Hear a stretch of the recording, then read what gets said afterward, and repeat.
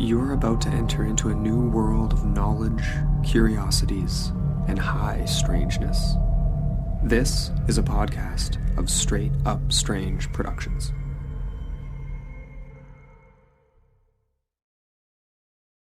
Tonight, it's the Battle of the Beast. It's the Beast of Bray Road versus the Beast of Gévaudan. We're talking Elkhorn, Wisconsin, and Gévaudan, France. All that and more on Small Town Secrets.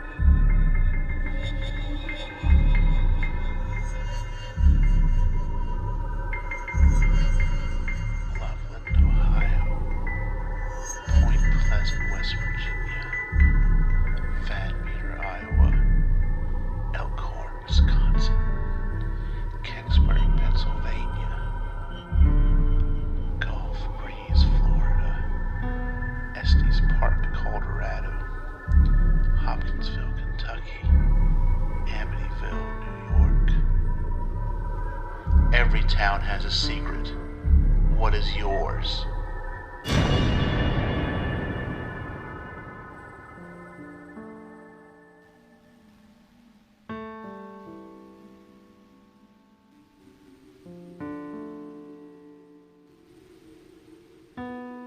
Hello, everyone, and welcome to episode 3 of season 4.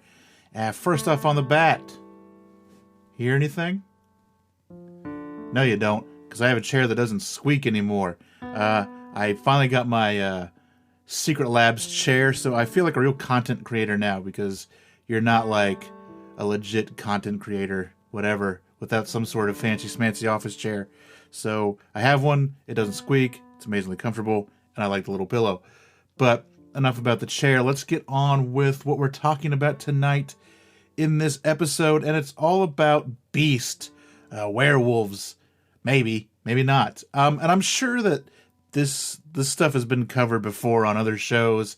I bet probably together, because these two topics, they just go hand in hand. They are the two perfect topics to talk about on the same show.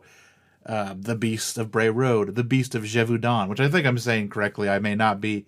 I've heard it pronounced a couple of different ways, and I've always thought that one seemed right, but I could be completely wrong. So I apologize in advance if it's not. But they're both just, we kind of have the French werewolf tale and the what has quickly become, I think, the essential American werewolf sighting and stories of Elkhorn, Wisconsin, and the Beast of Bray Road. So we're going to get into both of those tonight, as well as a Men in Black encounter and a kind of interesting idea about some black-eyed kids' origins in Your Small Town Secrets. And, of course, I've got some crazy news stories and local headlines. So I don't have a big intro right now. I got some stuff to talk about at the end of the show, and we'll get to all that. So let's just move along, and I'm going to talk about Elkhorn, Wisconsin first. Hi, folks. My name is Miranda McLaughlin, and I'm the host of All Things Dreams, a podcast dedicated to dream experiences and dream interpretation. Are you curious about dreams, but don't have time for all that pesky research? Well, then you're in luck, because you can leave the research to me and just tune into All Things Dreams, where we discuss loads of different dream experiences, dream themes, and dream topics like sleep paralysis, lucid dreaming, inception dreams, and so much more. Just check us out wherever you get your podcasts. Bye!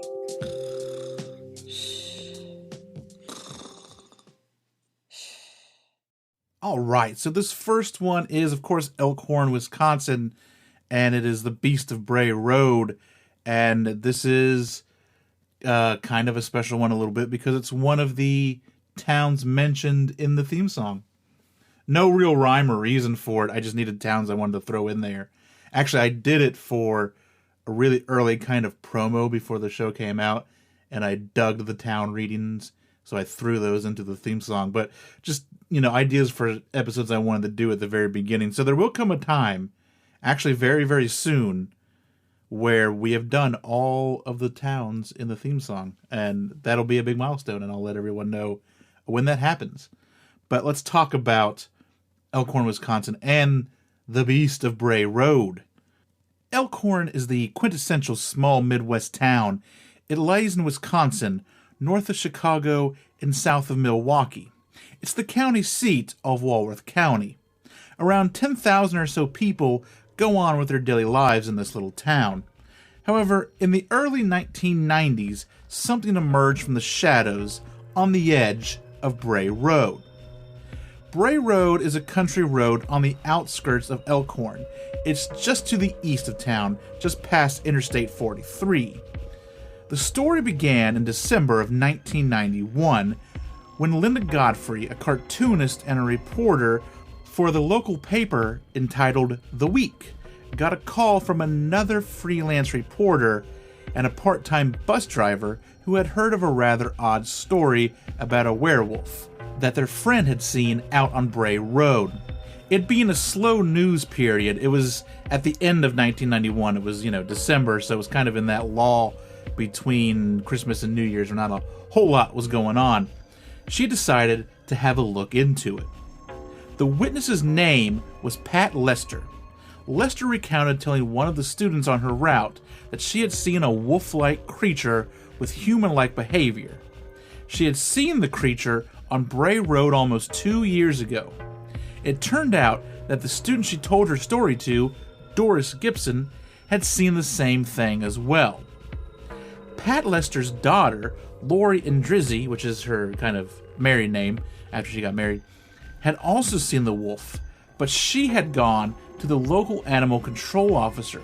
His name was John Fredrickson. Lori had told John Fredrickson that one night while driving home on Bray Road, she had seen a bipedal wolf creature sitting on the side of the road on its haunches, snacking on some roadkill. Apparently, as she recounted her tale to the officer, some books fell off the shelves in Fredrickson's office, and there didn't seem to be a reasonable explanation for why they would have fallen. So kind of a paranormally ghostly anecdote to that little tale. So this is where it all kind of begins. These 2 or 3 witness reports are told to Linda, and she finds out that Lori then went to the animal control officer to get a more reasonable explanation about what this was. But he had his own going on with it. So John Fredrickson would be Linda's next stop. As it turned out, he had a whole file of werewolf sightings. He called it, of course, the werewolf file. The file and the fact that enough people had reported sightings to the authorities prompted the editor of the paper to let Linda take a longer look into the story. Linda decided to go back and have a talk with Doris Gibson, the young student who she said had also seen the creature. Her story is quite interesting. Doris had been driving along Bray Road when she actually felt her left front tire come off the ground. Thinking she had hit something, she pulled over to take a look, but found nothing in the road. It was at that moment she saw a hairy dog-like beast running straight at her, on its hind legs apparently. Doris ran back to her car and sped off. Later that night, while picking up a friend, they both saw the beast out near the road.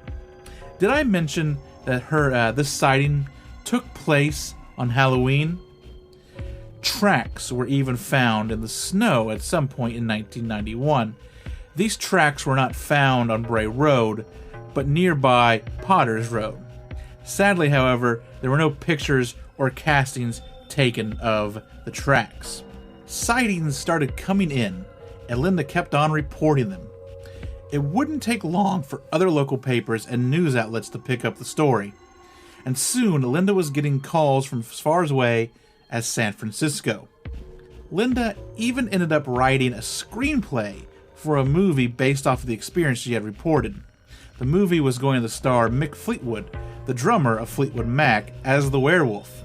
However, after several attempts, the movie never got off the ground. And most of my stuff is coming from her book, The Beast of Bray Road, which I suggest everyone pick up. It's a really great book, chock full of encounters, both big and small. A couple, really small encounters, but a lot of long, detailed stuff from really all over the period. It started in 1991, but she soon found out that stuff was happening in the 80s, stuff was happening in the 70s, all the way back to the 30s, as I'll get into in a little bit.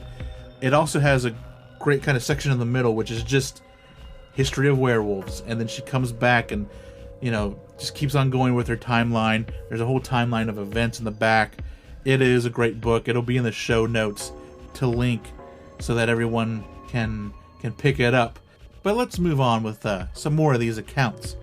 Soon, reports came in from other parts of Wisconsin as well. In 1992, a man named Joe Shackleman recounted a tale his father had told him of seeing the creature that closely matched what Gibson had seen kneeling on the side of the road. Joe's father, Mark Shackleton, worked as a night watchman at St. Coletta. St. Coletta is in nearby Jefferson, Wisconsin. It's a home for the developmentally mentally handicapped.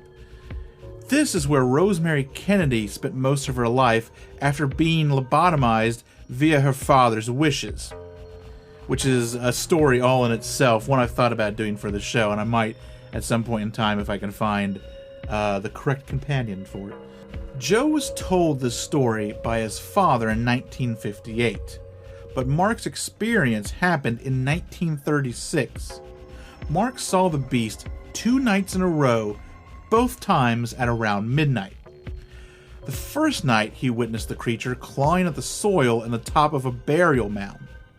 When the thing noticed Mark, it ran off into the woods. He found the marks on top of the burial mound the next day. The next night, Shackleman found the creature again, clawing at the same burial mound. This time, it did not turn and run, but stared the man down, and even growled what sounded like a word. That word, quote-unquote, was Gadara. Mark told his son he said a quick prayer, and this time, the beast walked off into the woods. So that account is really interesting for a lot of reasons. One, you have it just happening at St. Coletta, which is insane. Two, the thing not only growls and makes a noise, but appears to have a voice, saying a word that may or may not mean something to somebody. But, I think that's really one of the only ones in the book where a noise is heard coming from the creature. And so, to me, I think that's probably my favorite story.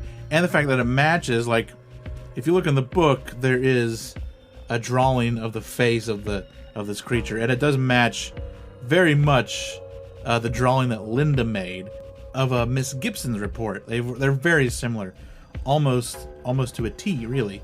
So, is this a werewolf in the traditional sense? If so, it's been around for a very long time.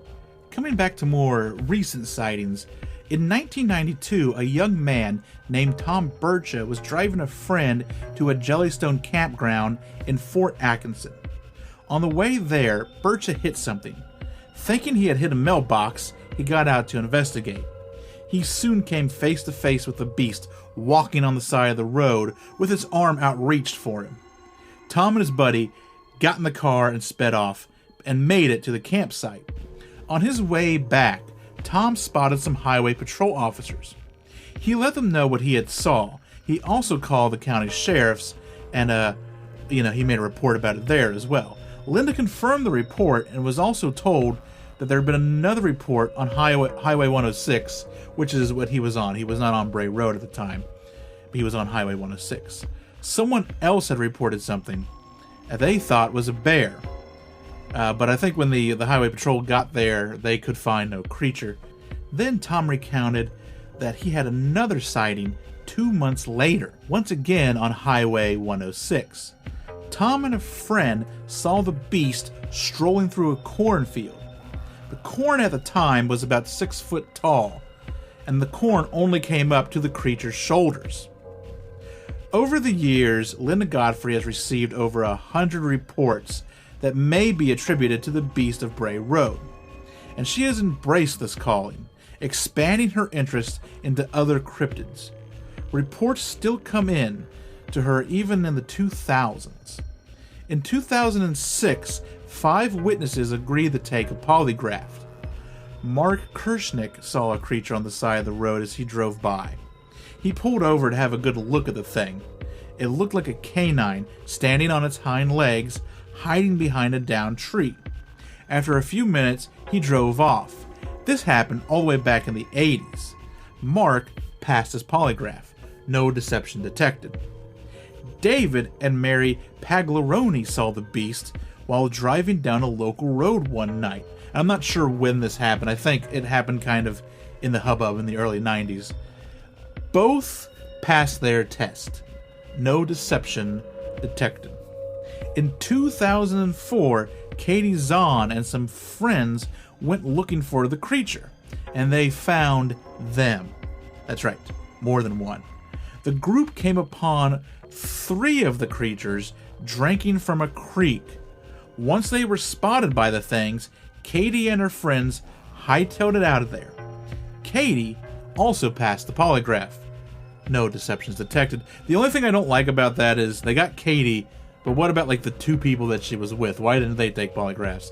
I think that would have been interesting if they all would have done it. In 2003, Matt Weekly saw a Bigfoot-type creature in a cemetery. He said this hairy creature was standing, had 1 foot on top of a stone, and was just staring straight at him. He was kind of in the Captain Morgan pose. And he, as well, passed his polygraph test. And he's one of the few that have described the Beast of Bray Road as being a Bigfoot or a Sasquatch. But he's not the only one. There have been a couple of reports that have also said that. And like I said, her book is chock full of reports. One that I didn't put in my notes, but the more I think about it, the more I want to mention it, is this great story about a guy who he got picked up by the cops because he had a 9mm concealed in his car and it didn't have like a concealed weapon permit. And he was kind of found on his boss's property that he had been having some issues with. And so in an attempt to make a defense, he was like, oh, no, I have this gun as protection from the Beast of Bray Road. I'm out here trying to find it to protect everyone. And in order to kind of mount a defense, he had sent all of these cards to people, asking like, hey, did you see the beast? And if you did see the beast, aren't you also carrying out a weapon to protect yourself? Just like I am? Please come to my court and help me defend myself. Obviously, I don't think he had anything to do with the Bray Road, and he probably was intending to shoot someone, but one of the more ingenious ways, I think, to try to mount a defense using a cryptid. But I didn't want to cannibalize all of the experiences in the book, but I think, it's just a lot of them are, here's a creature stalled on the side of the road.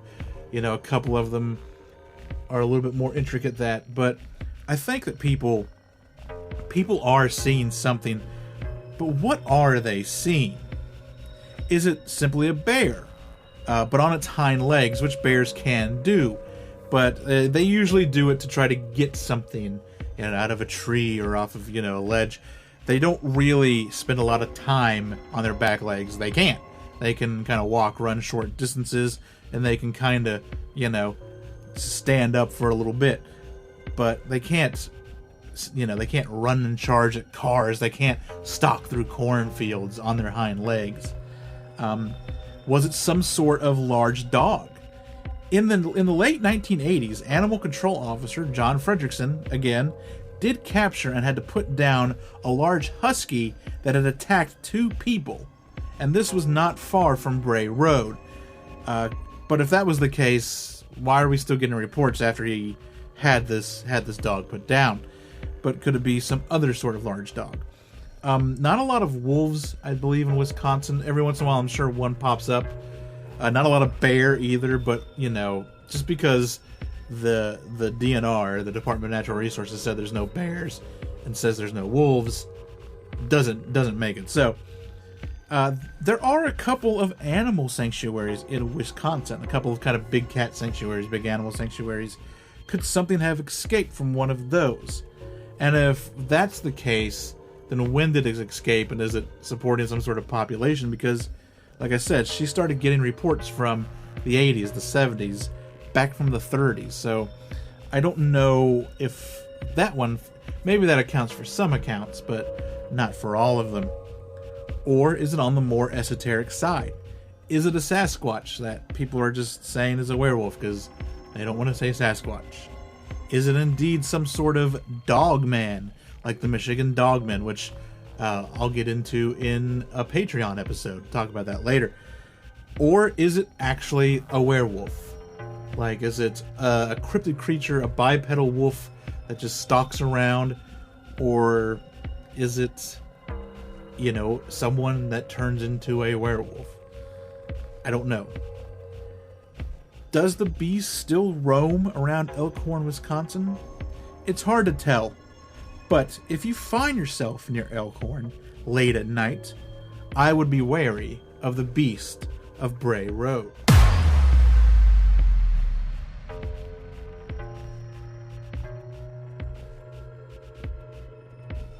Alright, before we go too much further, I just want to let everyone know if I'm going a little fast or sound a little jumpy, it's because I'm really hopped up on coffee right now. Normally when I do this, since I record it at night, so everyone's asleep and I don't bug anybody, I take a nap. Like, I try to take a nap at from 10 to midnight or something. And I wasn't able to do that because I couldn't fall asleep. So I just decided I'll hop myself up on coffee to be able to stay up. And so here we are. So if this is kind of a jumpy episode, that's why, and I apologize in advance. But let's move on to the Beast of Gévaudan, which is in France. And actually, I did not realize until I started sitting down to research the true story of the Beast of Gévaudan, that Gévaudan's not actually a town. It's actually a region, or was a region, but we'll talk about that in a little bit. I've known about this story for a long time. There's a movie that seems to have gotten quite obscure over the years. I used to have it on DVD. It was called Brotherhood of the Wolf, and it was actually a pretty decent movie about the Beast of Gévaudan. And, I had it when I moved to California. I sold all of my DVDs for like $15 at a garage sale. I kept my Blu-rays, but I sold the DVDs, so I don't have it anymore. And I remember like a couple years ago talking about it with some people, and was like, I should be able to find that. It's got to be on Blu-ray, right? Nope, couldn't find it on Blu-ray. Then I tried to look on streaming services, no go. I looked on, iTunes at the time, nope. And so when this came around, I was like, that's been a couple of years. Let me search again. Still nothing on iTunes. Still nothing streaming. Well, I was able to find that there is a regionalist Korean edition of the movie on Blu-ray in the original French, dub with subtitles and all that.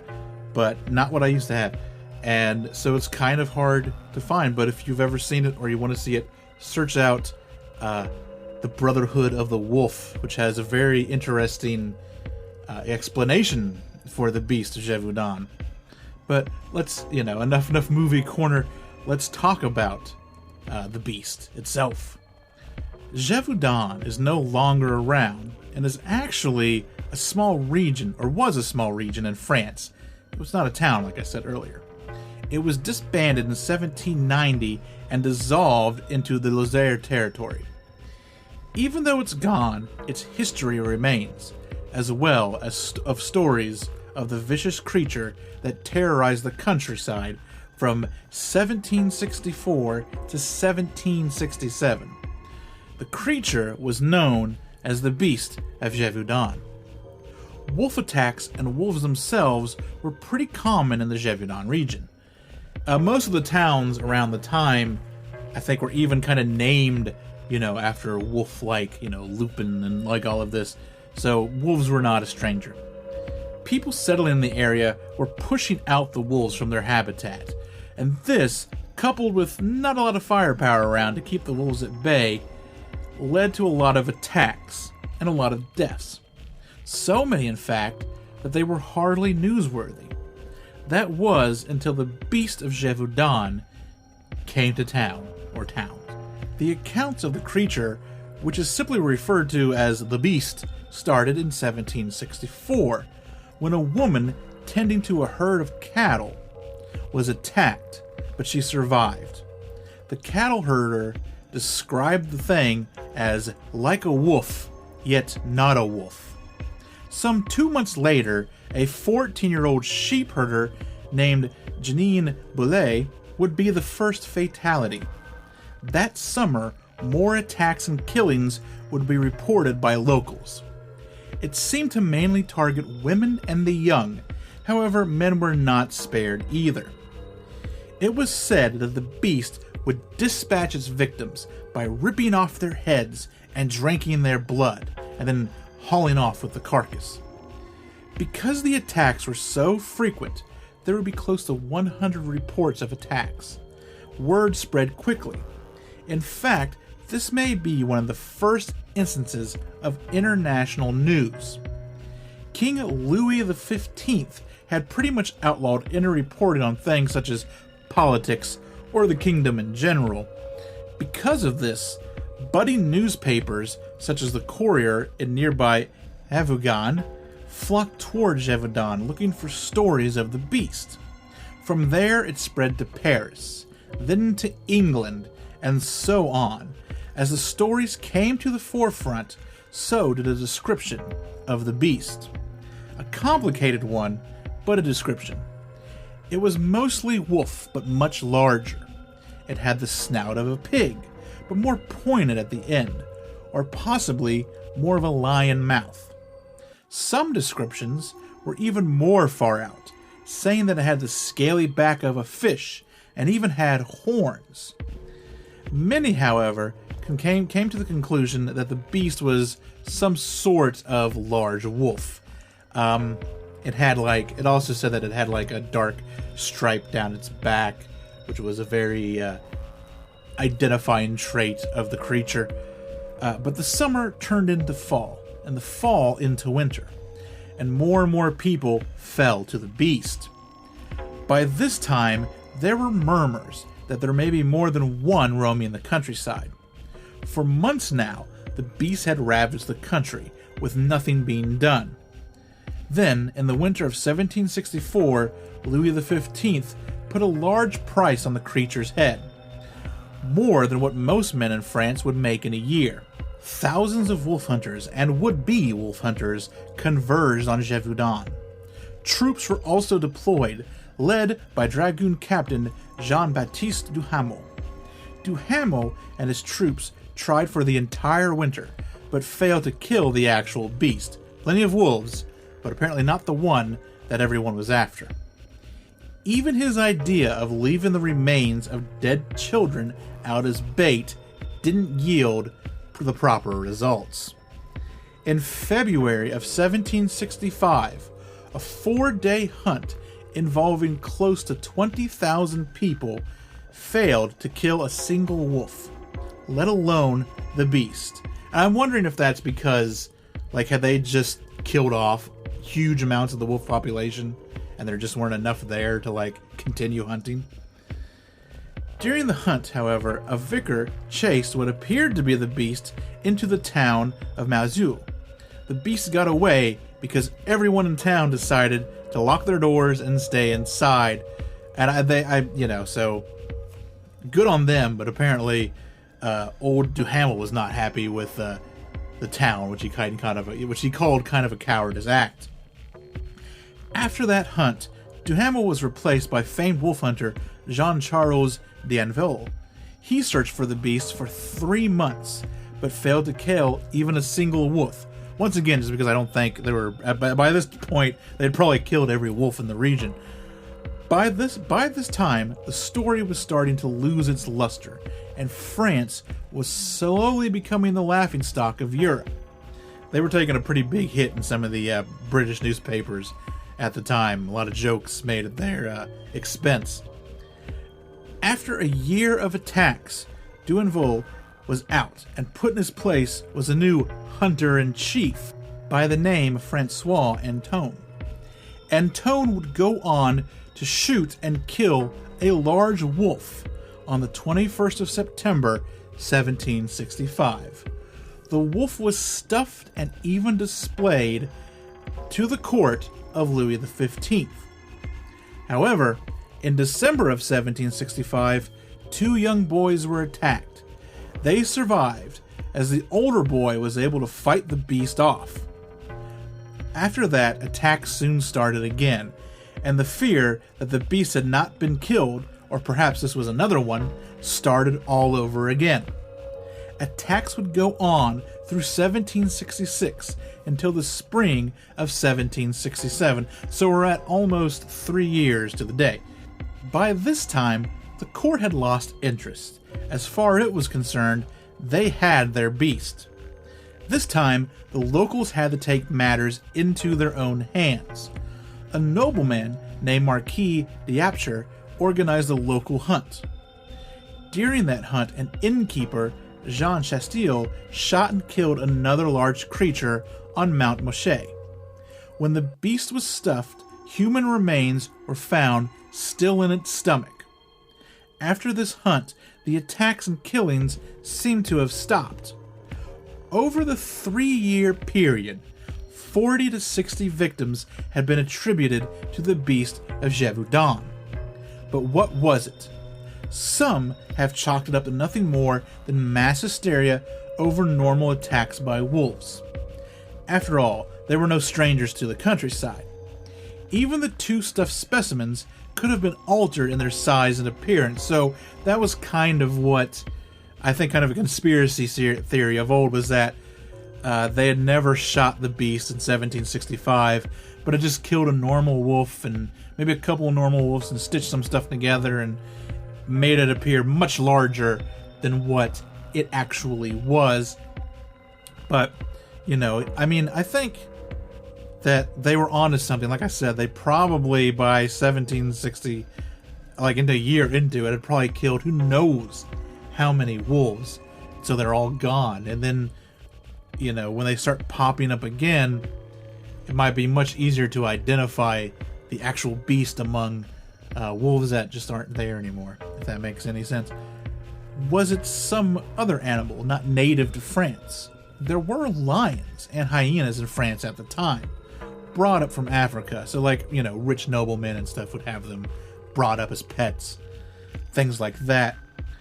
Even though people were familiar with how male lions looked with full manes, they had probably seen them in illustrations and stuff, probably didn't look exactly what a real lion looked like, but they knew good enough to see a lion. But what about, say, like a female lion?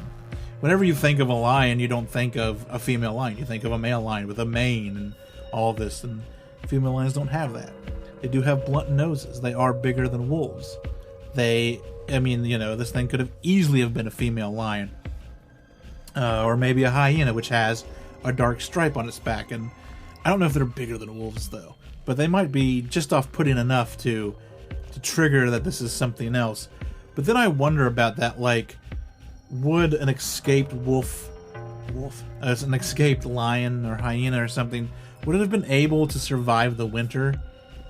I don't know if they don't hibernate. They don't have this, the instinct to do such a thing. So would they indeed hibernate, or would they know how to survive that French winter? Or is it possible that they were not escaped? Maybe they were let loose by somebody and taken care of. I don't know. It may have been some sort of dog-wolf hybrid. Depending on the breeds involved, its appearance and size may have just been different enough to stand out amongst most of the wolf population.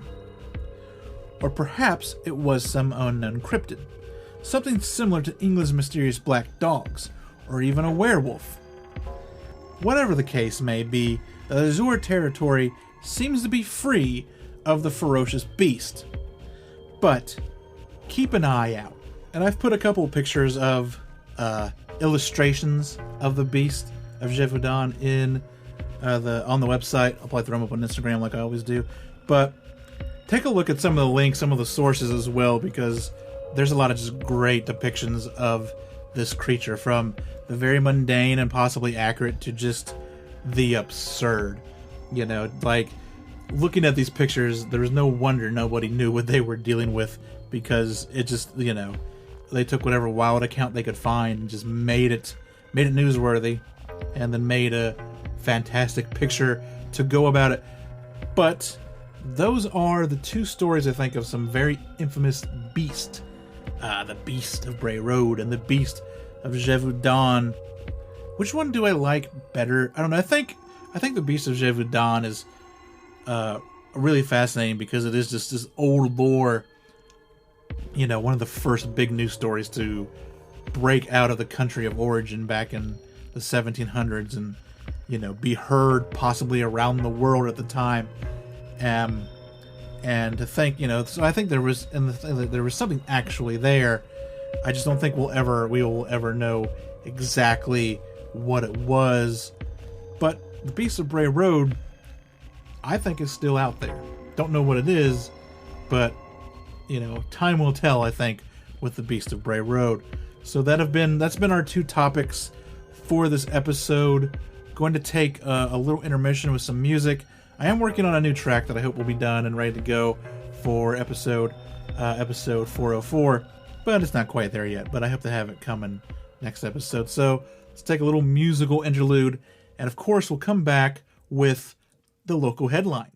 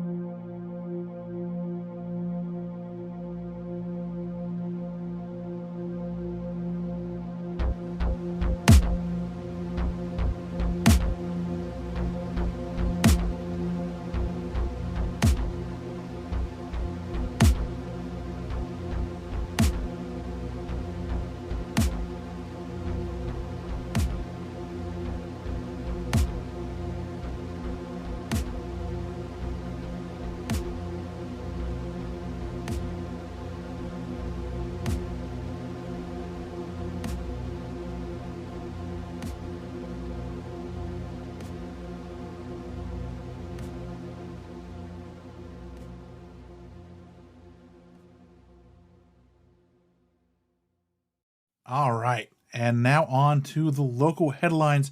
The first one has been going around, at least the video of it has, so I bet some of you have seen it. This is from CBSNews.com. Viral video captures bird of prey carrying huge shark-like fish at Myrtle Beach, and this is by Sophie Lewis. Beachgoers in South Carolina experienced Sharknado in real life this week when a massive bird was caught on video flying through the air, carrying what many believed to be a shark in its talons. The video, captured by Tennessee native Ashley White last week, was shared on the Tracking Sharks Twitter account. Shows the eagle-like bird flying over Myrtle Beach, carrying its impressive catch as it wiggles and attempts to escape. White tweeted that she took the video from the 17th floor of the building she was staying at. The video has racked up tens of millions of views, and even The Asylum, the studio behind the movie Sharknado, tweeted about it. How many of you knew a Sharknado was coming next, it wrote. I guess that's how Sharknado, I don't know that there's a scene in that, I don't know. I've never watched any of the Sharknados, so I don't know. This is a name. Ed Pyrachowski, chief meteorologist at WPDE, shared White's footage on Facebook, joking that some thought to be a duo was a condor and a great white shark. Tracking Sharks asked his community if it could identify the creatures, and Twitter users have been weighing in all week. Expert guesses poured in, identifying the bird as an osprey and the fish as a ladyfish, not a shark. Others thought the fish might be an Atlantic Spanish mackerel. All three creatures can be found in the region. And I have seen the video. That's the whole reason why I went and found this, because it did pop up on Twitter like a bunch of times. I do believe I even commented once that it shouldn't be Sharknadoes that we're worried about. It should be Thunderbirds. This next one just kind of made me giggle. It's from the New York Post. It's written by Zachary Folk, and the headline reads, Oregon man driving stolen car crashes into woman driving another stolen car. Randy Lee Cooper, Christian Nicole Begue, and the Newburgh-Dundee Police Department. A police chase in Oregon ended when a driver, fleeing authorities in a stolen car, crashed into a woman driving another stolen car. The debacle took place Monday when police responded to the report of a stolen Toyota Land Cruiser driving through downtown Newburgh, according to the Newburgh-Dundee Police Department. A pursuit ensued and lasted for several blocks until the driver crashed into another car near an intersection. Cops identified the driver of the first car as Randy Lee Cooper of Portland. After taking Cooper into custody, the police realized that the second car was also reported stolen in an unrelated crime 3 weeks ago. The driver of that car, Christian Nicole Begue, was also found to be under the influence. Cooper was charged with an unauthorized use of a motor vehicle, attempting to elude police, assault, and reckless driving. So a short one, but one that really just kind of made me giggle, and I had to share it on the show. And the last one here comes from scientifictimes.com, written by Erica P. And this is one of those videos that starts out, one of those headlines that starts out with watch, because there's some videos connected to it. Watch. Thousands of Chinese villagers hunt for the mysterious creature that sounded like a dragon's growling in the mountains. Thousands of villagers in Jinzhou, China, said that they heard baffling noises from the mountains. They have flocked to search this mysterious creature that sounds like a dragon's growling. Trending footage emerged online that shows curious villagers swarming to the top of the mountain in the Jinshu of China's southeastern province, Jinshan.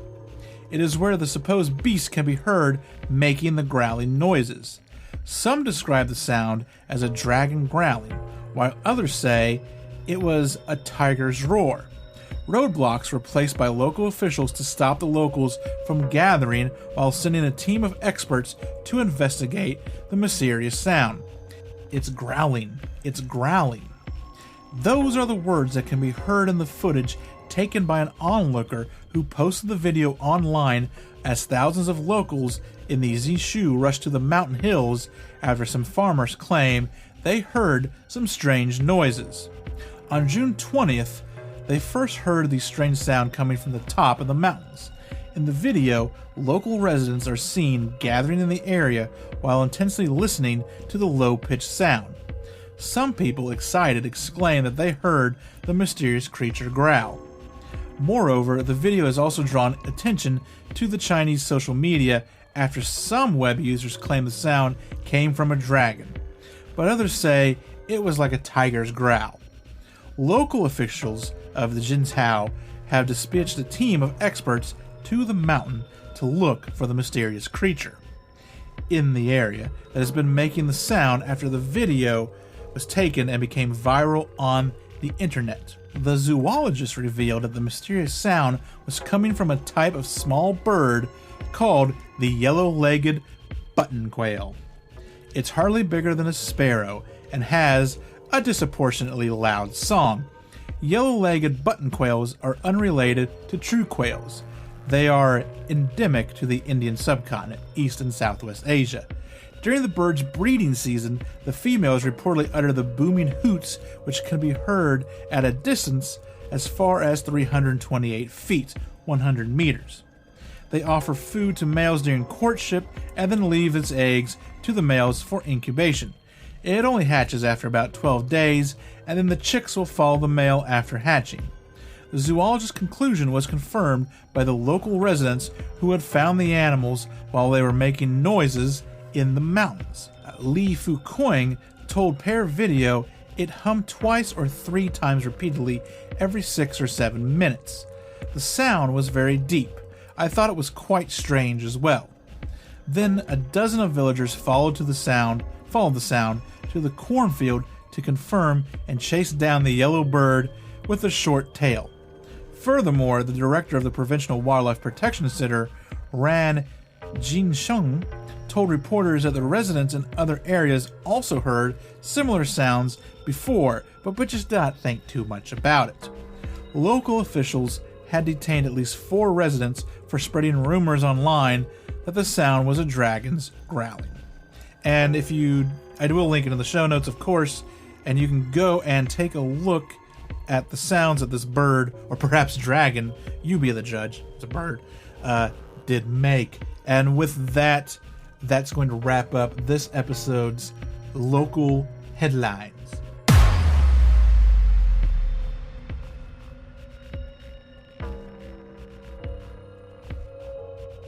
Alright, so we have 2, like we always do most of the time, small town secrets, your small town secrets to share. The first one is from Christina at Huntress Witch on Twitter. She is an artist. She is part of Straight Up Strange Productions, and she sent me the story of her Men in Black encounter, which reads as such. So my encounter with an MIB was about 15 years ago. I had been researching and interviewing people who had encounters with weird stuff. Aliens, black-eyed kids, ghosts, etc. This all took place in Raleigh, North Carolina, where I lived at the time. I was deep in the research, sitting and interviewing people in person, going to locations, going to special events, etc. I got to see the Star Child skull in person. It was very strange but cool. I was compiling info to use in a book I wanted to write about experiences in North Carolina. The day the MIB encounter took place was totally ordinary. I left my job at lunchtime to go to the credit union on Hillsborough Street over by NC State University. When I pulled up and parked, it was busy as usual. Parking lot was full.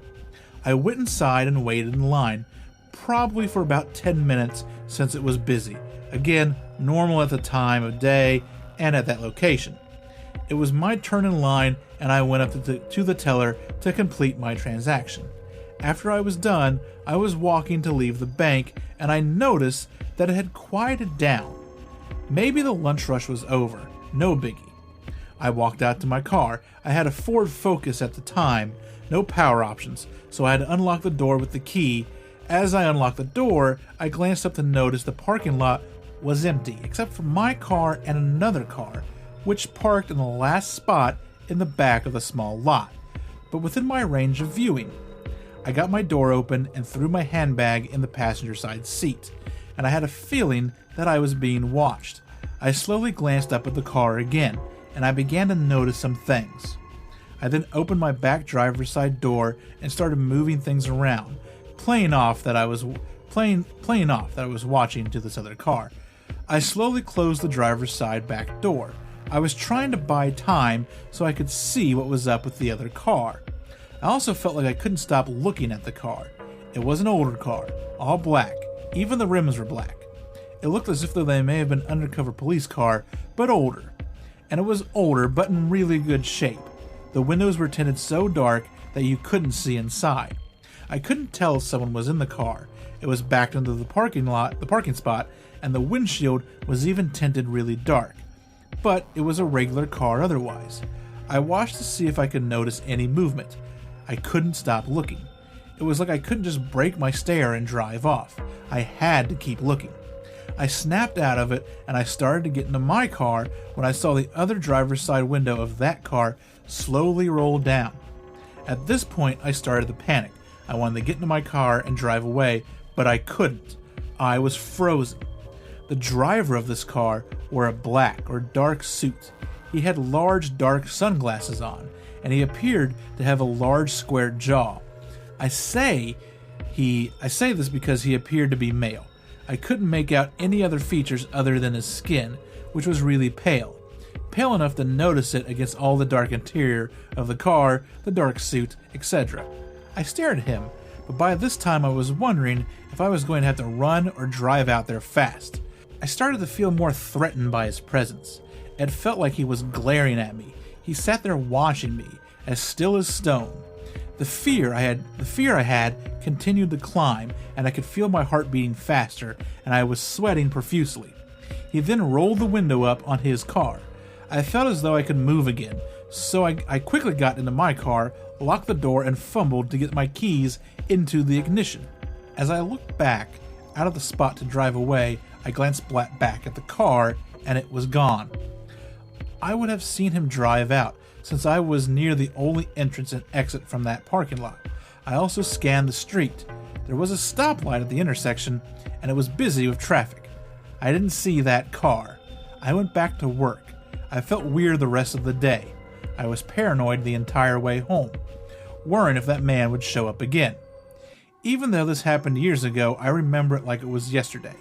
It definitely made a mark on me. I don't have any other explanation as to who or what this person was. And that's a pretty interesting encounter because it is very Men in Blacky with the car and the dress and everything, but there is kind of a BEK sprinkling on it with just the feeling of dread just by him looking at her. And speaking of Black-Eyed Kids, so the first Patreon exclusive podcast of STS Backroads was about Black-Eyed Kids, and Scott from last episode, who shared an experience, wrote back because I had mentioned Black-Eyed Kids on that episode, and he sent me this nice little tidbit about something that happened in their neck of the woods that might be either fuel for the Black-Eyed Kids origin, or if not, just kind of an interesting tidbit of history. And so this is what he kind of wrote me in his email. In the early 1900s, Horace Kephart wrote a non-fiction book titled Our Southern Highlands. It's a first-hand account of life in rural Appalachians. Horace tells the story of a town where the female teenagers all had black eyes. Startled by this, he investigated the reason.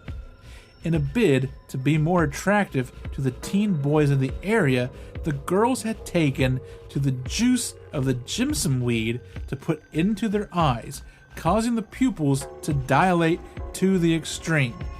My question is, from who did they get that notion to do this in the first place? Cue the spooky music. And that is, I mean, it wasn't like, I guess, it's almost like, yeah, black eyes, but it's almost like they tried to give themselves huge anime eyes with big irises to be apparently more attractive to the boys in town. But I thought that was just a really odd bit of history that kind of makes you think. So, a little short one, a big long one. That has been your small town secrets for this episode, and I think that'll about do it for most of this episode. And that is episode 4.03.